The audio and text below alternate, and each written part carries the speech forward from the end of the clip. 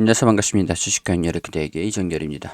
자, 오늘은 2월 4일 현재 시각은 4시 29분을 지나고 있습니다. 두산 피어셀 코드번호 336260입니다.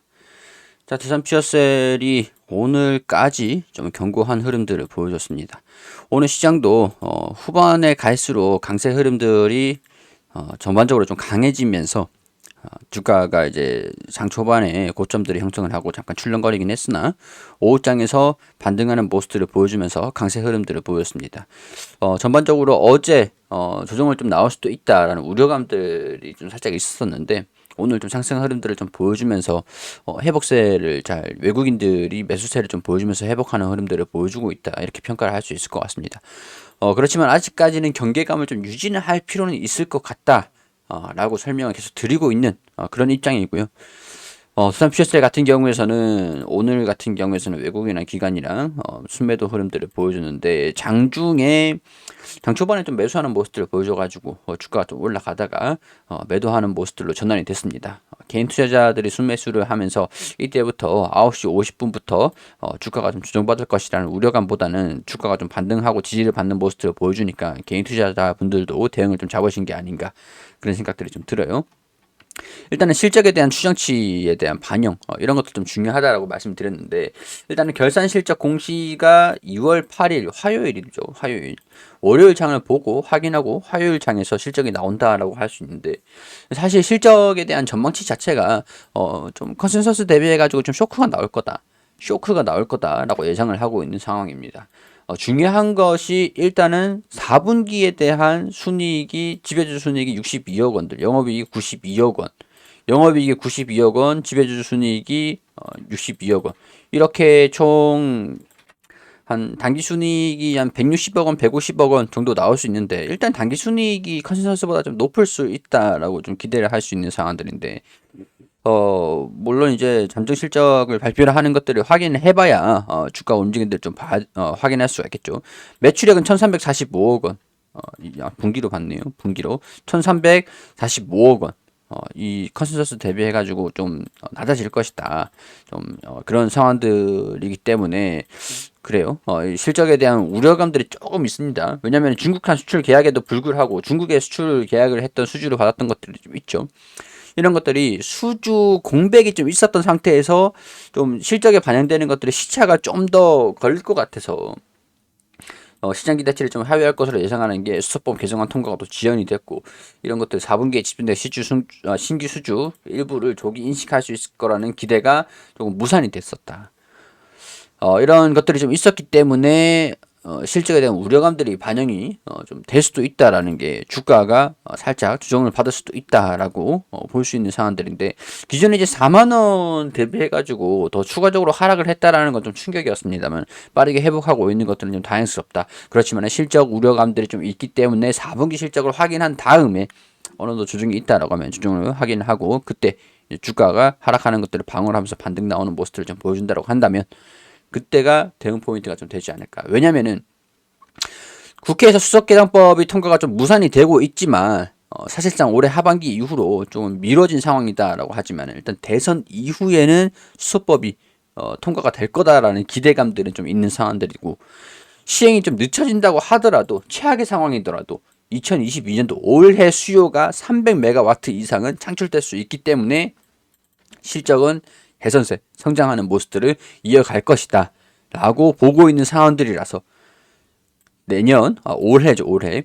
올해 같은 경우에는 568억 원 영업이익을 전망을 하고 있고 본격적으로 성장하는 한 해가 될 수도 있겠다. 대신 이제 변수들이 수소법이 언제 통과가 되느냐라는 부분들이 실적이 언제 또 이제 시기들을 시차가 존재하기 때문에 납품을 받는다고 수주를 받는다고 납품을 한다 라는 그런 시간들의 시차가 좀 존재하기 때문에 실적에 반영되는 시간들 이런 것들을 좀 감안할 필요는 있을 것 같습니다. 그러니까 정확하게 말씀을 드리면 4분기 실적을 발표를 하는 것들을 먼저 확인을 한 다음에 그런 다음에 수소법 통과도 보면서 대응을 계속 잡아 나가면은 이 성장하는 실적들을 발표를 해줄 때 수주가 계속 들어와 줄 때 주가가 다시 이전 주가까지 좀 회복할 수 있는 모습들을 보여줄 수도 있지 않을까라는 그런 기대감이라는 거죠.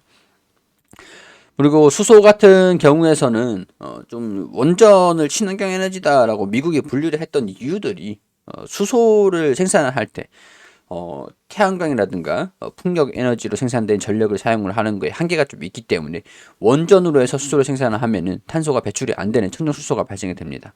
청정수소를 생산하기 위해서 원전은 친환경 에너지다라고 구별을 한 게 좀 있었기 때문에 실질적으로 탄소 중립을 위한 유일한 대안이 원전이다. 탄소 중립을 위한 수소를 생산하기 위한 유일한 원전이 원전이다.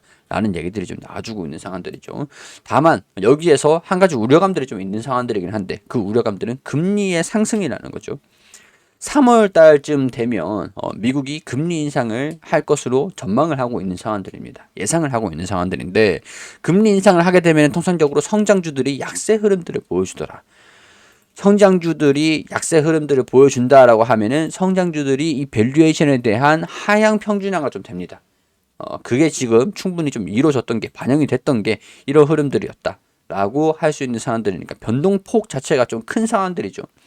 하락하면 그만큼 회복할 수 있다라고 볼 수가 있는 상황들이긴 하지만 시기적인 부분들, 시초적인 부분들이 필요하기 때문에 지금 당장 반등이 나왔다라고 하더라도 섣불리 대응을 잡는 것보다는 이 흐름들 4분기 실적을 확인을 하고 서서히 조금씩 주가 바닥들을 좀 체크를 하면서 대응을 좀 잡아가시면서 3월달 금리 인상을 한 이후 그리고 대선이 통과가 된 이후 대선이 진행된 이후에 수소법이 어떻게 진행이 될지 대선 기간 동안 지금 여러 가지 부분들이 반영이 좀 안 되고 있었던 좀 실망스러운 상황들이 진행이 되고 있는 건 사실이지만 2022년도 그리고 올 3월 이후에 하반기까지 청정수소 발전 의무화 제도 수소법이 통과가 될 것이라는 전망들도 있기 때문에 서서히 준비를 하시면 지금 이제 하락했을 때 천천히 바닥권을 확인하면서 매집을 해 나가는 것들도 한 가지 전략이 좀 될 수가 있지 않겠는가.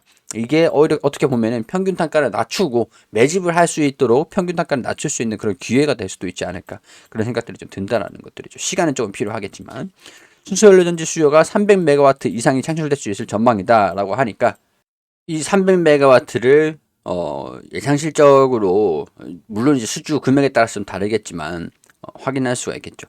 여기 내용들 보면 1메가와트당 매출액이 100억 원 수준이라고 하죠. 그러니까 300메가와트다라고 하면은 이 100억 원은 300억 원 가량을 3천억 원 아니죠. 300메가와트에 100억 원 수준이면 한 3조 가량이 되겠네요. 3조 가량 수준이다라고 하는데 물론 이제 수주에 대한 금액이 좀 달라질 수 있다라는 거는 감안을 좀 할 필요가 있겠지만 이 300메가와트 이상 창출될 수 있을 것 같다라고 하면은 영업이익에 대한 부분들이 분명하게 증가가 될 수 있는 요인들이지 않을까 그런 생각들이 듭니다. 자, 지금 정부에서도 여기 보면 두산 피어셀 대표적인 수소연료 전지 기업이다라고 하죠. 정부에서도 수소 모빌리티 이런 것들도 부생수소 공급 가격들 이렇게 좀 잘 나와 있는데 수소 에너지도 2020년도, 2022년도, 2030년도 수소의 경제 확산기에 들어갈 것이다. 비약적으로 수소 이용도 확대가 될 것이고 대규모 수요 공급 시스템 구축을 통하여 연료전지 보급에 집중을 하고 있다. 이런 식으로도 2030년도, 40년도 수소 경제 선도기 해외 수생산 수준의 본격화, 탄소재료 수요 공급 이런 식으로 연료전지 시스템의 대량 보급 추진을 계획하고 있다라는 것들 보면은 미래가 전망이 유명하다라는 것들은 우리가 확인할 수 있는 부분들이 되겠죠. 2014년도 미국 연료전지 업체 클리어 엣지 파워를 인수를 해서 PAFC 타입의 연료전지 원천 기술을 보유를 하고 있는 기업이다. 두산이 보유한 연료전지 사업부 일산 공장을 인적 분할해서 출범을 했고 코스피 상장을 했습니다. 라고 나와 있고 이게 두산 피어셀 연료전지 이 사진입니다. 그리고 정유 발전 보면 사업 추진 내용들 보면은 일산 공장 PAFC 차세대 SOFC 그리고 두산의 이 SOFC 방식의 연료 전지 이렇게 모형들 저번에 제가 두산 피어셀 기업 탐사 이렇게 하면서 보여드린 것들이 좀 있죠. 생산 능력들 나와 있고 메가와트 이 물량들 생산 능력들을 계속 증가를 시키고 있다. 증가가 시키고 캐파를 증가시키고 있다는 것들을 확인할 수 있고 PAFC 같은 경우에서는 인산형 연료전지 타입으로 저온에서 작동한다는 것이 특징이고 아무래도 온도가 높여야 하는 시간들이 필요하지 않기 때문에 상대적으로 빠르게 전기를 생산할 수 있지만 전기 효율은 조금 낮은 편이다. 그리고 SOFC 같은 경우도 사업을 하고 있는데 고추산화부 연료전지로 요즘 뜨고 있는 방식으로 전기 효율이 50%로 다른 방식에 비해 높고 좀 이제 600에서 900도 고온에서 작동하기 때문에 내구성을 유지할 수 있는 기술이 필요하다. 국내에서 미코가 유리하게 SOFC 기술을 가지고 있다. 근데 이 기사가 2021년 10월 27일에 나온 기사인데 사실 이 이후에 두산 피어셀도 SOFC 기술을 구축을 완료를 했다라는 소식들이 들려주기도 했습니다. 차세대 SOFC 이 두산 피어셀이죠. 두산 피어셀. 자, 이런 상황들을 좀 보면 지금 이 SOFC에 대한 부분들도 그렇고 PAFC도 그렇고 연료전지죠. 전체적으로 고분자 전해질 연료전지, 인산형 연료전지, 융중탄산염 연료전지, 고체산화물 연료전지, PAFC하고 SOFC하고 이번에 뭐 300메가와트 가량의 2022년도 수주를 기대를 한번 해볼 수 있다라고 하니까 이 1메가와트당 건물용 연료전지는 1메가와트당 100억 원 수준이다. 자, 발전용 연료전지 같은 경우에서는 이제 한 50억 원 규모로 잡을 수도 있을 것 같다라는 이제 기사들이 좀 있네요. 수소 연료전지 이런 식으로도 이제 구축을 할 수 있는 상황들이니까 이런 것들 참고로 하시면 좋을 것 같습니다. 한 1메가와트당 50억 원 정도만 된다라고 해도 충분히 300메가와트에서 성장하는 흐름들을 보여줄 수가 있는 상황들이 될 수가 있겠죠. 자, 이런 것들 참고로 하셔가지고 투자 판단하시는데 도움이 되셨으면 좋겠습니다.